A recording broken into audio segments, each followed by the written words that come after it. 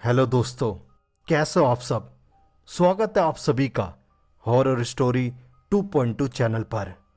दोस्तों, मेरा ये चैनल कई सच्ची घटना और कई मनोरंजन कहानियों से जुड़ा है। उम्मीद है मुझे कि आप भी मेरे साथ ऐसे जुड़े रहोगे और मेरी हर कहानी की दास्तां आपको ऐसे सुनाऊंगा जैसे वो खुद मुझ पर बीती हो। लेकिन इससे पहले जो कोई भी मेरे इस चैनल पर पहली बार आया हो तो अभी मेरे इस चैनल को सब्सक्राइब कीजिए। इससे मेरी हर न्यू वीडियो की अपडेट आपको मिलते रहेगी। तो चलिए जल्दी से सब अपने अपने हेडफोन लगा ले और मेरे साथ सुनिए हॉरर स्टोरी 2.2 चैनल पर। दोस्तों, मेरा नाम अमर है। मेरा जन्म गोरखपुर गांव में हुआ, लेकिन मुझे नौकरी के सिलसिले से दिल्ली में रहना पड़ा। मेरा पूरा परिवार गांव में ही रहता है। तो दोस्तों, बात उस रात की है जब वो मंजर मुझे याद आता है तो मेरा दिल दहल उठता है। आखिर वो क्या था? क्या वो मेरा सपना था या हकीकत जिसे मैं आज तक भूल नहीं पाया। दोस्तों, मेरे गांव में मेरी बहन की शादी थी। मुझे आज ही रात की बस पकड़ के गांव पहुंचना था, लेकिन बस की हड़ताल की वजह से मुझे खाली बस मिल ही नहीं रही थी। तभी मैंने एक लोकल टैक्सी बुक की, जिसमें टैक्सी वाला पहले से ही 2 सवारी को लेके चल रहा था। मुझे गांव जल्दी पहुंचना था, इसलिए मैंने एडजस्ट कर लिया, क्योंकि उस टाइम कोई खाली गाड़ी मिलना बहुत मुश्किल लग रहा था। इस टैक्सी में टोटल 4 लोग थे, एक ड्राइवर और हम 3 लोग। दिल्ली से हम करीबन 9 बजे निकले। कुछ घंटे बाद हम दिल्ली से काफी आगे आ गए थे। इस बीच मैंने छोटी सी नींद की झपकी ले ली और साथ साथ उन दोनों ने भी। वक्त काफी हो चुका था। तभी अचानक एक स्पीड ब्रेकर की वजह से हम तीनों लोगों की आंखें खुल गई। वो ब्रेकर ऐसा था मानो जैसे कि कितना बड़ा खड्डा हो। शायद ड्राइवर को भी गोरखपुर जल्दी पहुंचना हो, इसलिए वो तेज चला रहा हो। लेकिन अंदर से डर भी लग रहा था, कहीं वो किसी जगह ठोक न दे, क्योंकि अंधेरा घना था, साथ में सुनसान सड़क जहां बस इक्का दुक्का गाड़ी ही चल रही थी। हमने ड्राइवर को 1-2 बार टोका भी कि गाड़ी थोड़ी स्लो चलाओ, लेकिन कुछ देर तक वो धीरे चलाता, फिर कुछ समय बाद वो फिर तेज भगाता। दोस्तों, गाड़ी करीबन 140 की स्पीड से भाग रही थी। कुछ ज्यादा स्पीड बढ़ने की वजह से मैंने दोबारा टोका। तभी ड्राइवर ने काफी डर के जवाब दिया।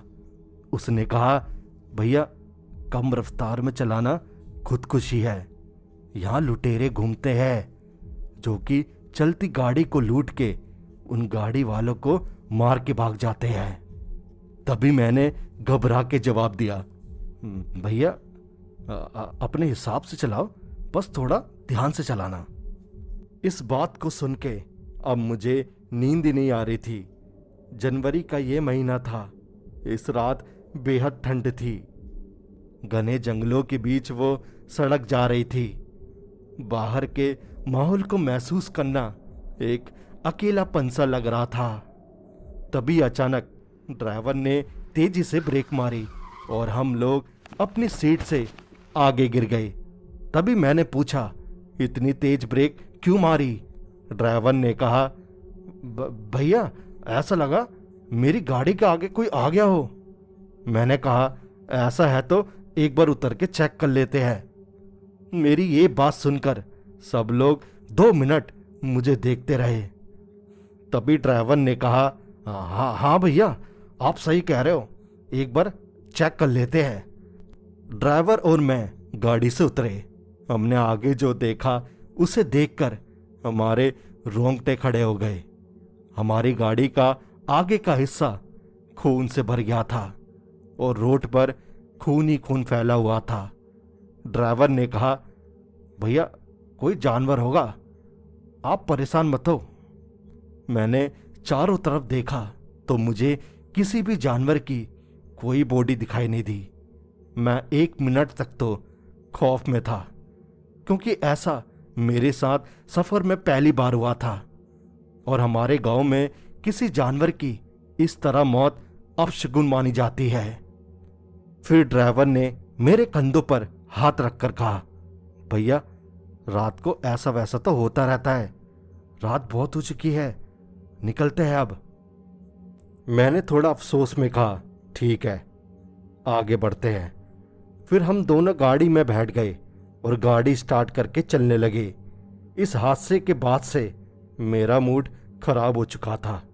तभी मैंने ड्राइवर को कहा, भैया कोई म्यूजिक चला दो, इससे शायद हमारा मूड ठीक हो जाए। हमें वहां से निकले हुए करीबन आधा घंटा हुआ होगा। तभी अचानक हमारी गाड़ी खराब हो गई।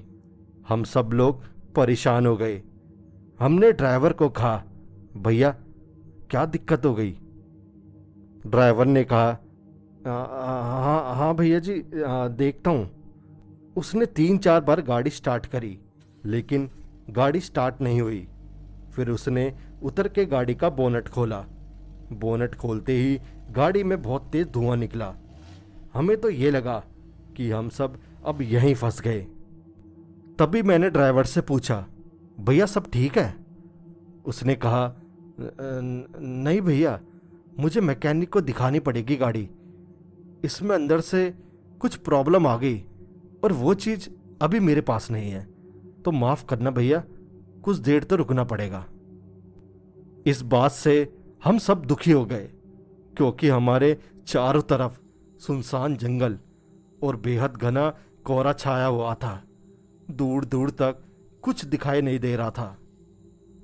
फिर मेरे साथ बैठे उन दोनों लड़कों को दूर सड़क में एक कंबल ओढ़ा आदमी हमारी तरफ आता हुआ दिखाई दिया।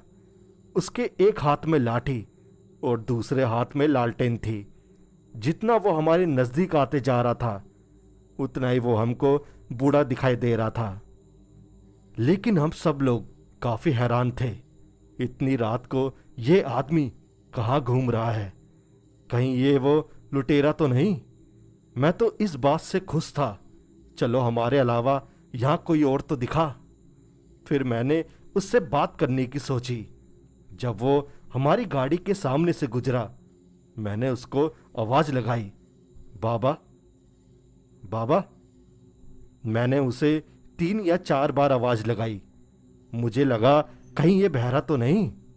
तभी उसने पीछे मुड़ के मुझसे कहा, क्या हुआ बेटा, कोई मदद चाहिए?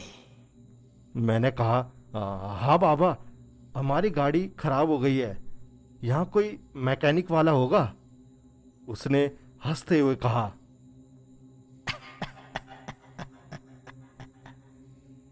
हाँ क्यों नहीं, देखो उस तरफ एक घर है, वहाँ एक शाका नाम का आदमी रहता है। वो तुम जैसे लोगों की मदद करने के लिए इस जंगल में रहता है। जाओ जाओ उसके पास जाओ, वो तुम्हारी मदद करेगा। वो एक अजीब सी मुस्कुराहट देके चला गया। वहां जाने की किसी की हिम्मत नहीं हो रही थी, लेकिन हम लोगों के पास उस बूढ़े आदमी की बात के अलावा कोई और रास्ता नहीं था। तभी हम चारों उस घने जंगलों के बीच उस घर की ओर चल पड़े। हमको उस जंगल में गए हुए बस 20 मिनट हुए होंगे। हमारे हाथ पैर ठंड के मारे कांप रहे थे। वो ठंडी हवाएं हमारे कानों से छू के हमको एक डर का एहसास करवा रही थी। चारों तरफ झिंगुर की आवाजें हमारे कानों में साफ गूंज रही थी। तभी ड्राइवर को थोड़ी दूर एक रोशनी दिखाई दी। उसने कहा कि भैया भैया देखो, वहां रोशनी दिखाई दे रही है, शायद ये उसी शाकार का घर होगा। जब हम उस रोशनी के पास पहुंचे तो हमें एक बहुत पुराना घर दिखाई दिया, जिसे देख के ऐसा लगा कि यहाँ कई सालों तक कोई नहीं आया हो। पूरा घर पेड़ों की डालियों से जकड़ा हुआ था।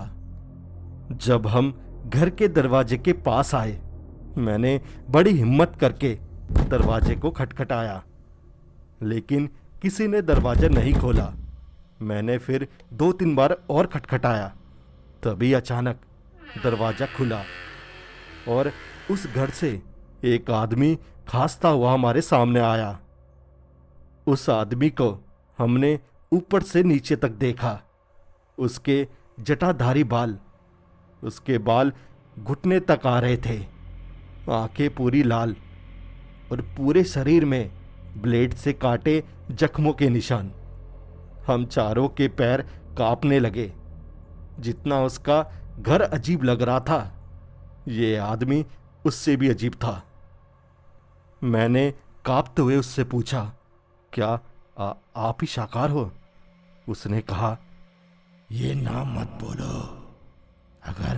अगर उसने सुन लिया तो हम सब लोग मुसीबत में पड़ जाएंगे। मैंने कहा, कौन सुन लेगा? उसने कहा, तुम्हें जो भी कहना है अंदर आके कहो। हम चारों अंदर चले गए। आप यकीन नहीं मानोगे, उसके घर में बस एक ही कमरा था और पूरे कमरे में दिए ही दिए जले हुए थे। वहां आके तो मेरे पूरे शरीर में बिजली की लहर उठ गई। मैंने उस आदमी को पूरी बात बताई। उसने मुझे बस एक ही बात बोली, तुम्हारा जो भी काम हो वो सुबह होगा। आज की रात यहीं बिताओ। अगर तुम्हें कुछ खाना पीना हो तो खा सकते हो। बस एक बात का ध्यान रखना, आज रात घर से बाहर मत निकलना। वो इतना कह के सो गया। फिर हम सबने भी यही सोचा, इतनी रात बाहर कहाँ जाएंगे, आज रात यही आराम कर लेते हैं, सुबह यहाँ से निकलेंगे। फिर हम सब लोग भी सो गए। रात के करीबन 3 बज रहे थे। तभी कोई दरवाज़ा तेज तेज पीटने लगा। इस आवाज़ से हमारी आंखें खुल गई। हमने देखा हमारे साथ वो आदमी नहीं था। उस घर में बस हम 4 लोग थे। मेरे पूरे शरीर में डर के मारे रोंगटे खड़े हो गए। हम धीरे धीरे दरवाजे की तरफ बढ़े। तभी दरवाजे के बाहर से एक आवाज़ सुनाई दी, मुझे तुम्हारा खून चाहिए। तुम्हें मैं आज मारने आया हूँ। ये मेरा जंगल है और मैं यहाँ का शाकाहार हूँ। इस डर से मुझे छोड़कर वो 3 लोग बेहोश होकर गिर गए। तभी मेरे गले में लटके हनुमान जी के लॉकेट को छू के मैं हनुमान चालीसा पढ़ने लगा। कुछ देर बाद मैं भी बेहोश हो गया। फिर हम सब की आंखें सुबह खुली। हम चारों ठीक थे। उस घर के आदमी का कोई अता पता नहीं था। तभी मेरी नज़र उस घर की दीवार पर पड़ी। अगल बगल की दीवारों की दरारों से आई रोशनी से सामने दीवार में किसी की तस्वीर दिखने लगी। जब मैं पास गया तो देखा तो वो तस्वीर उसी आदमी की है जो हमको इस घर में मिला था। मतलब कल हमने जिसको देखा वो उसकी आत्मा थी। तो दोस्तों, मेरे दोस्त की बताई हुई कहानी आपको कैसी लगी और इस कहानी में आपको कितनी सच्चाई लगी, मुझे कमेंट करके ज़रूर बताइएगा। और अभी तक मेरे चैनल को आपने सब्सक्राइब ना करा हो तो कर लीजिए। अब मैं लौटूंगा नई कहानी लेके। तब तक के लिए goodbye and take care.